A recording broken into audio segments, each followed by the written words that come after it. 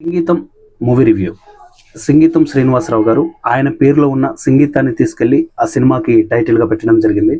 So ఆ movie చూశాను. Movie ఎలా ఉందిరా అంటే it's a decent super good film భయ్య.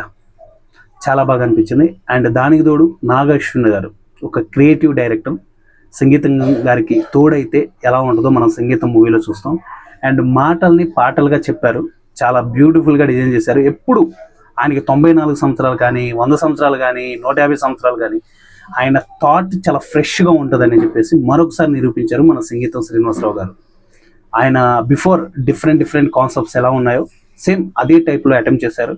ఒక ఊరికి ఒక శాపం వస్తుంది.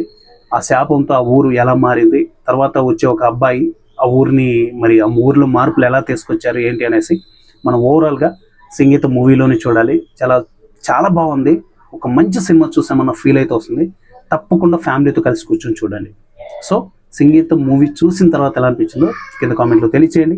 ఇంతవరకు మన ఛానల్ని సబ్స్క్రైబ్ చేయకుండా ప్లీజ్ సబ్స్క్రైబ్. అలాగే పక్కన వస్తున్న గంట సింబల్ పైన క్లిక్ చేసి బెల్ నోటిఫికేషన్ ఆన్లో పెట్టుకోండి. అలాగే మన ఇన్స్టాగ్రామ్ పేజ్ని కూడా ఫాలో అయిపోండి. నెక్స్ట్ వీడియోలో మళ్ళీ కలుసుకుందాం.